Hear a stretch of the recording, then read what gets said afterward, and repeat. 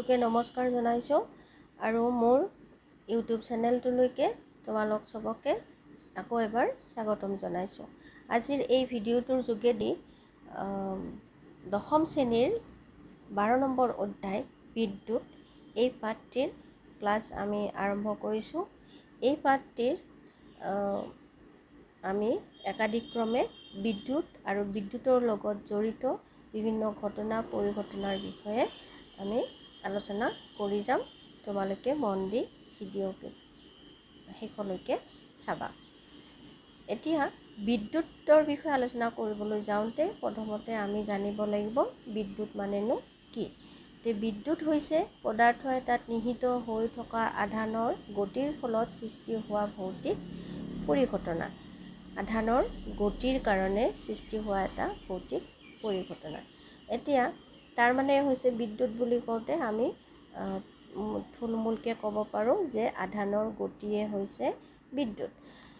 গতিকে আধানৰ গতিৰ কথা কওঁতে আমি জানিব লাগিব আধান মানেনো কি। আমি ইতিমধ্যে জানো যে পদাৰ্থ এটা গঠন হওঁতে অণু পৰমাণুৰ দ্বাৰা গঠিত হয় আৰু পৰমাণুবিলাকৰ গঠন যেতিয়া আমি অধ্যয়ন কৰোঁ তেতিয়া আমি দেখিছোঁ যে পৰমাণুবিলাক ইলেক্ট্ৰন, প্ৰটন, নিউট্ৰন এইকেইটা প্ৰাথমিক কণিকাৰ দ্বাৰা একোটা পৰমাণু গঠিত হয় আৰু এই পৰমাণুবিলাকৰ দ্বাৰাই আমি আমাৰ দৃষ্টিগোচৰ হোৱা পদাৰ্থসমূহ গঠন হয়। এতিয়া এই প্ৰাইমাৰী বা প্ৰাথমিক কণিকাবিলাকত নিহিত হৈ থকা এটা প্ৰাথমিক ধৰ্ম যাক আমি আধান বুলি কওঁ। অৰ্থাৎ আধানটো হৈছে পদাৰ্থবিলাকৰ অন্তৰ্নিহিত এটা ধৰ্ম। যিদৰে পদাৰ্থ এটাত ভৰ নিহিত হৈ থাকে, তাৰ আয়তন থাকিব পাৰে, ওজন থাকিব পাৰে, দৈৰ্ঘ্য থাকিব পাৰে, তেনেকুৱা ধৰণৰ যিবিলাক ধৰ্ম প্ৰাকৃতিকভাৱে এটা পদাৰ্থৰ লগত অন্তৰ্নিহিত হৈ থাকে বা পদাৰ্থৰ লগত সংযোজিত হৈ থাকে, ঠিক তেনেদৰে আধানটো হৈছে পদাৰ্থত অন্তৰ্নিহিত হৈ থকা এটা ধৰ্ম।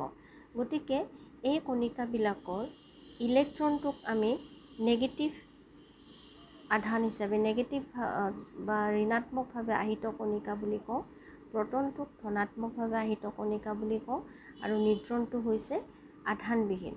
গতিকে এই তিনিটা কণিকাৰ দ্বাৰা পদাৰ্থবিলাক গঠিত হয়।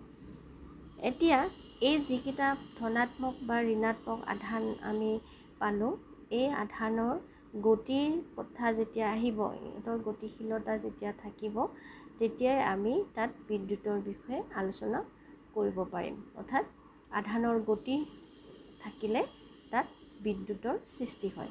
গতিকে আমি গম পালোঁ যে আধান দুই প্ৰকাৰৰ, এটা হৈছে ঋণাত্মক আধান, এটা হৈছে ধনাত্মক আধান। আৰু এই আধানৰ এককটোক কোৱা হৈছে কুলম। SI একক হৈছে কুলম। আমি জানো সাধাৰণভাৱে যিবিলাক ভৌতিক ৰাশি আছে সকলোবিলাককে এককৰ দ্বাৰা আমি তাক চিনাক্ত কৰোঁ বা এককৰ দ্বাৰা এটা ভৌতিক ৰাশিক আমি বৰ্ণনা কৰিব পাৰোঁ। ঠিক তেনেদৰে আধানটোৰ একক হ'ব কুলম আৰু এই কুলমটো হৈছে তাৰ SI একক। আমি সাধাৰণতে SI আৰু CGS এই দুটা আধান ইউনিট ছিষ্টেমৰ দ্বাৰা আমি ভৌতিক ৰাশিবিলাকক মানে বৰ্ণনা কৰিব পাৰোঁ। গতিকে আধানৰ SI একক হৈছে কুলম। আধানৰ SI একক কুলম, যাক আমি চিৰে বুজাওঁ, কুলম। গতিকে দুইবিধ আধান পালোঁ, ঋণাত্মক আধান আৰু ধনাত্মক আধান, আৰু আধানৰ SI একক হৈছে কুলম। আধানটো হৈছে পদাৰ্থৰ এটা প্ৰাথমিক ধৰ্ম। এতিয়া এই আধানৰ গতিৰ লগে লগে বিদ্যুৎ সৃষ্টি হয়। গতিকে বিদ্যুৎ সৃষ্টি হোৱাৰ লগে লগে আমি বিদ্যুতৰ পৰিমাণ জুখিব লগা হয়। বিদ্যুৎ আমি জুখিব পাৰোঁ তাৰ পৰিমাণটো। গতিকে পৰিমাণ জুখিবলৈ যাওঁতে কিমান পৰিমাণৰ আধান চালিত হৈছে তাৰ মানটো আমি জানিব লাগিব আৰু সেই পৰিমাণ জানিবলৈ যাওঁতে আধান আধানটো যেটো আমি ইলেক্ট্ৰন বা প্ৰটনটো ঋণাত্মক আৰু ধনাত্মকভাৱে আহিত কণিকাৰ বিষয়ে আলোচনা কৰিছোঁ সেই কণিকাবিলাকত কিমান আধান নিহিত হৈ থাকে সেই কথাটো আমি জানিব লাগিব গতিকে এটা ইলেক্ট্ৰন ঋণাত্মকভাৱে আহিত এটা ইলেক্ট্ৰনত নিহিত হৈ থকা আধানৰ পৰিমাণ কিমান হ'ব 1.6 × 10⁻⁻19 কুলম গতিকে এটা ইলেক্ট্ৰনত 1.6 × 10⁻⁻19 কুলম আধান নিহিত হৈ থাকে এতিয়া কুলমটো আমি যেতিয়া আধানৰ এককটো কুলম বুলি কৈছোঁ সেই কুলম এক কুলম আধানত কিমান ইলেক্ট্ৰন জড়িত হৈ থাকিব বা কিমান আধান নিহিত হৈ থাকিব গতিকে আমি গম পাওঁ যে 6.241 × 10⁻18টা ইলেক্ট্ৰনত থকা আধানক আমি এক কুলম বুলি কওঁ 6.241 × 10⁻18টা ইলেক্ট্ৰনত এটা ইলেক্ট্ৰনত নিহিত হৈ থকা আধান হৈছে 1.6 × 10⁻⁻19 কুলম এতিয়া 6.241 × 10⁻18টা ইলেক্ট্ৰনত নিহিত হৈ থকা আধানটোক আমি এক কুলম বুলি কওঁ গতিকে তাৰ মানটো কিমান হ'ব এতিয়া সেইটো আমি ইয়াতে ক্যালকুলেট কৰিছোঁ 6 এটা ইলেক্ট্ৰনত যদি নিহিত হৈ থকা আধানৰ মানটো এখিনি হয় যদি 6.241 × 10⁻18টা ইলেক্ট্ৰনত নিহিত হৈ থকা আধানৰ মান হ'ব এখিনি সেইটো আমি আনসাৰটো কিমান পামগৈ ৰিজাল্টটো হ'ব 1 কুলম গতিকে আমি ক'ব পাৰোঁ যে 1 কুলম আধানত কিমানটা ইলেক্ট্ৰন থাকিব 6.241 × 10⁻18টা ইলেক্ট্ৰন থাকিব এইটো তোমালোকে মনত ৰাখিবা যে 1 কুলম আধান সমান 6.241 × 10⁻18টা ইলেক্ট্ৰন গতিকে আমি আধানৰ বিষয়ে গম পালোঁ এই আধানৰ এসআই এককৰ কথা গম পালোঁ আধানৰ প্ৰকাৰ আমি দুটা বুলি গম পালোঁ আৰু এই আধানৰ গতিৰ কাৰণে আমি বিদ্যুতৰ সৃষ্টি হয় বুলি আমি গম পালোঁ এতিয়া বিদ্যুৎ প্ৰবাহ আৰু বৰ্তনী সেই বিষয়ে আমি ক'বলৈ যাওঁতে আমি ইতিমধ্যে পালোঁ বিদ্যুৎ মানে হৈছে আধানৰ সোঁতকে আমি বিদ্যুৎ বুলি কওঁ এইটো বিদ্যুৎ প্ৰবাহৰ বিষয়ে আমি গম পালোঁ গতিকে কোনো এটা পৰিবাহীৰ প্ৰস্থচ্ছেদৰ মাজেৰে যদি টি সময়ত কিউ পৰিমাণৰ আধান প্ৰবাহিত হয় তেতিয়াহ'লে সেই পৰিবাহীডালৰ মাজেৰে চালিত হোৱা প্ৰবাহৰ মানটো আমি কেনেধৰণে নিৰ্ণয় কৰিম আমি ইতিমধ্যে কৈছোঁ যে কোনো এটা পৰিবাহীৰ মাজেৰে যেতিয়া প্ৰবাহ চালিত হয় সেই প্ৰবাহৰ মানটো আমি জুখিব পাৰোঁ গতিকে আমি কেনেকৈ জুখিম সেইটো হৈছে এটা পৰিবাহীৰ প্ৰস্থচ্ছেদৰ মাজেৰে যদি এটা নিৰ্দিষ্ট সময়ত নিৰ্দিষ্ট পৰিমাণৰ আধান চালিত হয় তেতিয়াহ'লে তাৰ মানৰ দ্বাৰা আমি কি কৰিব পাৰোঁ প্ৰবাহৰ মানটো উলিয়াব পাৰোঁ গতিকে যদি পৰিবাহীডালৰ মাজেৰে টি সময়ত কিউ পৰিমাণৰ আধান চালিত হৈছে তেতিয়াহ'লে তাৰ মাজেৰে চালিত হোৱা প্ৰবাহ আই প্ৰবাহক সদায় আইৰে বুজোৱা হয়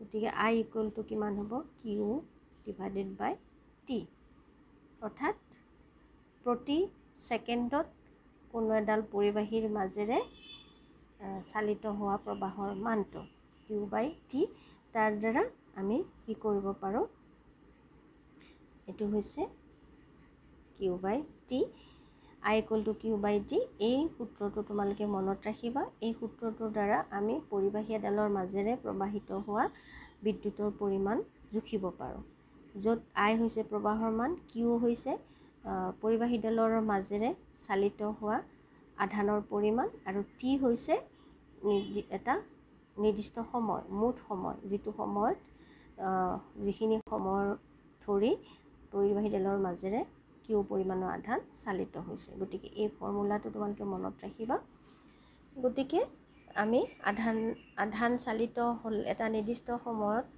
এটা নিৰ্দিষ্ট পৰিমাণৰ আধান চালিত হ'লে আমি এই I equal to Q by T এই ফৰ্মুলাটোৰ পৰা I = Q/T ফৰ্মুলাটোৰ পৰা পৰিবাহীডালৰ মাজেৰে চালিত হোৱা প্ৰবাহৰ মানটো আমি জুখিব পাৰিম। আৰু এই প্ৰবাহৰ যেনেকৈ আধানৰ একক আমি পালোঁ SI একক কুলম, ঠিক তেনেদৰে প্ৰবাহৰ SI একক হ'ল এম্পিয়াৰ। এইটো হ'ল এম্পিয়াৰ, যাক আমি কেপিটেল A ৰে বুজাওঁ। গতিকে প্ৰবাহৰ SI একক এম্পিয়াৰ। এতিয়া এম্পিয়াৰ 1 এম্পিয়াৰ মানে কিমান? যেনেকৈ আমি 1 কুলম পালোঁ, 1 কুলম মানে হৈছে 6.24 × 10⁻18টা ইলেক্ট্ৰনৰ আধান। ঠিক তেনেদৰে 1 এম্পিয়াৰ মানে কিমান হ'ব? 1 এম্পিয়াৰ হৈছে 1 ছেকেণ্ডত কোনো পৰিবাহীৰ মাজেৰে যদি 1 কুলম আধান চালিত হয়, কোনো এডাল পৰিবাহী, ইয়াতে এডাল তোমালোকক ধৰি লোৱা পৰিবাহী এডাল দিয়া হৈছে, এই পৰিবাহীডালৰ মাজেৰে 1 ছেকেণ্ডত যদি 1 কুলম পৰিমাণৰ আধান চালিত হৈছে, তেতিয়াহ'লে আমি ক'ব পাৰিম এই পৰিবাহীডালৰ মাজেৰে কিমান প্ৰবাহ চালিত হৈছে? 1 এম্পিয়াৰ। এইটো হৈছে 1 এম্পিয়াৰৰ সংজ্ঞা। তোমাক যদি সোধে 1 এম্পিয়াৰৰ সংজ্ঞা দিয়া, তেতিয়াহ'লে ক'ব লাগিব যে কোনো এডাল পৰিবাহীৰ মাজেৰে 1 ছেকেণ্ডত 1 কুলম আধান চালিত হ'লে যি পৰিমাণৰ প্ৰবাহ তাৰ পৰিবাহীডালৰ মাজেৰে প্ৰবাহিত হ'ব, সেই প্ৰবাহক 1 এম্পিয়াৰ বুলি কোৱা হয়। আৰু এম্পিয়াৰ বা বিদ্যুৎ প্ৰবাহৰ মান জুখিবলৈ আমি যিটো যন্ত্ৰ ব্যৱহাৰ কৰোঁ, সেইটোক কোৱা হৈছে এমিটাৰ। এইটোক আমি এমিটাৰ বুলি কওঁ। এমিটাৰটো ইয়াতে আমি এটা বৰ্তনীত দেখুৱাইছোঁ, এইটো আমি এতিয়া আলোচনা কৰিম। গতিকে জানি থোৱা যে প্ৰবাহৰ মান জুখিবলৈ ব্যৱহাৰ হোৱা বৈদ্যুতিক সঁজুলিটোৰ নাম হৈছে এমিটাৰ। এতিয়া আমি জানিম বৰ্তনী। বৰ্তনী মানে কি? আমি কৈছোঁ যে বিদ্যুৎ প্ৰবাহ হ'বলৈ হ'লে পৰিবাহীৰ মাজেৰে আধানৰ সোঁত বব লাগিব। যেতিয়া পৰিবাহী এডালৰ মাজেৰে আধানৰ সোঁত বয়, তেতিয়া তাৰ মাজেৰে প্ৰবাহ চালিত হয় বুলি কোৱা হয়। গতিকে বৰ্তনী হ'বলৈ হ'লে কি হ'ব লাগিব? এই যে আধান চালিত হৈছে, অৰ্থাৎ বিদ্যুৎ যে প্ৰবাহিত হৈছে, এই বিদ্যুৎ প্ৰবাহিত যিটো পথেৰে বিদ্যুৎ প্ৰবাহিত হয়, সেই পথটো বন্ধ হ'ব লাগিব আৰু নিৰবিচ্ছিন্ন, তাত ক'তো মানে ছেদ থাকিব নোৱাৰিব। কণ্টিনিউৱাছ এণ্ড ক্ল'জড পাথ, বন্ধ আৰু নিৰবিচ্ছিন্ন এটা পথ যিটোৰ মাজেৰে বিদ্যুৎ প্ৰবাহ চালিত হয়, সেইটোকে বৰ্তনী বুলি কোৱা হয়। গতিকে ইয়াতে আমি এটা বৰ্তনী চিত্ৰ আঁকি দেখুৱাইছোঁ, য'ত কি হৈছে, এইটো হৈছে বেটাৰী, বিৰে বুজাইছোঁ। এইটো হৈছে এমিটাৰ, আমি কাৰেণ্টৰ মান বা প্ৰবাহৰ মানটো জুখিম। এমিটাৰটো সদায় বৰ্তনীত কি হয়, শ্ৰেণীবদ্ধভাৱে সংযুক্ত কৰা হয়। শ্ৰেণীবদ্ধ সংযোগ কি, সেইটো আমি পিছৰ ক্লাছত আলোচনা কৰিম। আৰু এইটো হৈছে এটা বাল্ব, এইটো হৈছে চাবি। চাবি মানে আমি যিটো ঘৰুৱা বৰ্তনী, আমি ঘৰত যিটো ইলেক্ট্ৰিচিটিত ব্যৱহাৰ কৰোঁ, ছুইচ, সেইটো চাবি বুলি কোৱা হয়। গতিকে ইয়াতে কি হৈছে, বেটাৰীটোৰ পৰা আধানৰ প্ৰবাহ হ'ব, হৈ এনেকৈ পাৰ হৈ আহি এনেকৈ গৈ আকৌ ইয়াতে ক্ল'জ হ'ব। অৰ্থাৎ প্ৰবাহৰ যিটো গতি, ইয়াৰ পৰা আৰম্ভ হৈ প্ৰবাহৰ গতিটো বেটাৰীটোৰ পৰা ষ্টাৰ্ট হৈ ইয়াৰ মাজেৰে চালিত হৈ আহি পেলাই আকৌ বেটাৰীটোত সোমাব। অৰ্থাৎ এই যিটো ৰাস্তা, বেটাৰীৰ পৰা আৰম্ভ হৈ আকৌ বেটাৰীটোলৈকে গৈছে, এই যিটো ৰাস্তা, এই ৰাস্তাটো বন্ধ হ'ব লাগিব আৰু নিৰবিচ্ছিন্ন হ'ব লাগিব। অৰ্থাৎ ইয়াতে ছুইচটো অন হৈ থাকিব লাগিব। যেতিয়া ছুইচটো অন হৈ থাকিব, তেতিয়া এই ৰাস্তাটো বন্ধ আৰু নিৰবিচ্ছিন্ন বুলি কোৱা হ'ব, আৰু সেইটোকে আমি বৰ্তনী বুলি ক'ম। যেতিয়া চাবিটো আমি ঘৰুৱা ভাষাত যেতিয়া চাবিটো অন বুলি কওঁ, তেতিয়া সেইটো এটা ক্ল'জ বৰ্তনী, বন্ধ বৰ্তনী। আৰু যেতিয়া চাবিটো অফ থকা বুলি কওঁ, তাৰ মানে সেইটো বন্ধ নহয়, ৰাস্তাটো প্ৰবাহৰ যিটো ৰাস্তা, সেই ৰাস্তাটো বন্ধ বৰ্তনী নহয়। সেইকাৰণে আমি ছুইচটো অফ কৰি থাকিলে আমি যিটো ইলেক্ট্ৰিক সঁজুলি, বৈদ্যুতিক সঁজুলিটো আমি চালিত কৰিব নোৱাৰোঁ। যে বৈদ্যুতিক সঁজুলি এটা চালিত কৰিবলৈ হ'লে, অৰ্থাৎ ইয়াতে যিটো আমি বাল্ব ইয়াতে আমি সন্নিৱিষ্ট কৰিছোঁ, এই বাল্বটো জ্বলাবলৈ হ'লে এই যিটো চাবি, এই চাবিটো বন্ধ হ'ব লাগিব, অৰ্থাৎ অন কৰিব লাগিব। অন কৰিলে এই বৰ্তনীটো বন্ধ হ'ব। গতিকে বন্ধ বৰ্তনী এটা সম্পন্ন হ'লেহে আমি বাল্বটো জ্বলাব পাৰিম। যেতিয়া আমি চাবিটো অফ কৰি দিম তেতিয়া বৰ্তনীটো কি হৈ যায়, খোল খাই যায়, বন্ধ নহয়, অপেন হয়, মুক্ত হয়। তেতিয়া আমি বাল্বটো জ্বলাব নোৱাৰিম। ঠিক তেনেদৰে আমাৰ ঘৰত যিবিলাক আমি বৈদ্যুতিক সঁজুলি ব্যৱহাৰ কৰোঁ সকলোৰে ক্ষেত্ৰতে আমি কি কৰোঁ, তোমালোকে চবেই জানা, ছুইচটো অন কৰিব লাগে। অন কৰিলে বৈদ্যুতিক সঁজুলিটো চালিত হয়, অৰ্থাৎ যিটো বৰ্তনীৰ দ্বাৰা সেই বৈদ্যুতিক সঁজুলিটো কানেক্টেড হৈ আছে, সংযোগ হৈ আছে, সেই বৰ্তনীটো বন্ধ কৰি দিয়া হয় ছুইচটো অন কৰি। তেতিয়া সেই বৈদ্যুতিক সঁজুলিটো বিদ্যুৎ প্ৰবাহ চালিত হয় আৰু সঁজুলিটো কি হয়, আমি বৈদ্যুতিকভাৱে সক্ৰিয় বুলি ক'ব পাৰোঁ। কিন্তু যেতিয়া ছুইচটো অফ কৰি দিয়া হয় তেতিয়া বৰ্তনীটো যিহেতু মুক্ত হৈ যায়, হৈ যোৱাৰ কাৰণে বিদ্যুৎ প্ৰবাহৰ যিটো বন্ধ ৰাস্তা সেইটো নোপোৱাৰ ফলত কি হয়, বৈদ্যুতিক সঁজুলিটো নিষ্ক্ৰিয় হৈ পৰে, অৰ্থাৎ ই বন্ধ হৈ যায়। গতিকে এইটো হৈছে বিদ্যুৎ প্ৰবাহ আৰু বৰ্তনী। তাৰপিছত আমি তোমালোকৰ পাঠত এইখিনি আলোচনাৰ ওপৰত ভিত্তি কৰি কেইটামান প্ৰশ্ন দিয়া আছে। তাত প্ৰথম প্ৰশ্নটো হৈছে, এটা বৈদ্যুতিক বৰ্তনী বুলিলে কি বুজায়? এইটো ইতিমধ্যে আমি আলোচনা কৰিলোঁ। উত্তৰটো তোমালোকে লিখিব লাগিব। বিদ্যুৎ প্ৰবাহৰ নিৰবিচ্ছিন্ন বন্ধ পথক বৈদ্যুতিক বৰ্তনী বুলি কোৱা হয়। আৰু তাৰ লগে লগে তোমালোকে এনেধৰণে এটা বৈদ্যুতিক বৰ্তনী আঁকি দিবা, য'ত তোমালোকে ইয়াতে এইটো নামাকৰণ কৰিব লাগিব, বাল্ব, এমিটাৰ, চাবি, বেটাৰী, এনেকুৱা ধৰণে তোমালোকে নামাকৰণ কৰি দেখুৱাব লাগিব।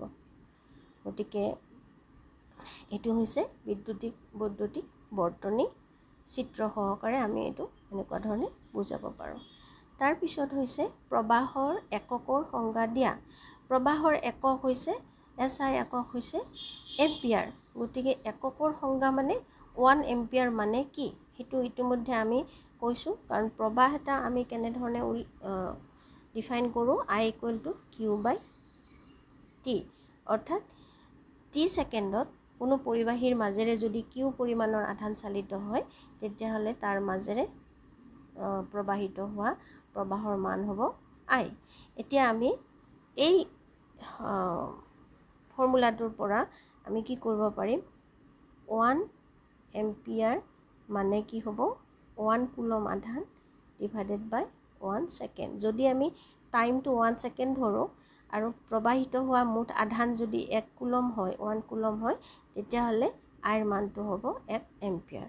অৰ্থাৎ আমি 1 এম্পিয়াৰৰ সংজ্ঞাটো কেনেধৰণে দিব পাৰোঁ, কোনো পৰিবাহীৰ প্ৰস্থচ্ছেদৰ মাজেৰে 1 ছেকেণ্ডত 1 কুলম আধান প্ৰবাহিত হ'লে চালিত হোৱা প্ৰবাহৰ মান হ'ব 1 এম্পিয়াৰ। সেইটোক আমি কি কৰিব পাৰোঁ, কেপিটেল এৰে সদায় এম্পিয়াৰটো আমি দেখুৱাওঁ, নিৰ্দিষ্ট কৰোঁ। গতিকে পিছৰ প্ৰশ্নটো হৈছে, 1 কুলম আধান হ'বলৈ প্ৰয়োজন হোৱা ইলেক্ট্ৰনৰ সংখ্যা গণনা কৰা।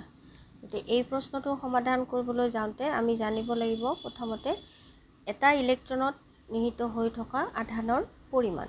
আমি ইতিমধ্যে গম পাইছোঁ যে এটা ইলেক্ট্ৰনত নিহিত হৈ থকা আধানৰ পৰিমাণ হৈছে 1.6 × 10⁻⁻19 কুলম।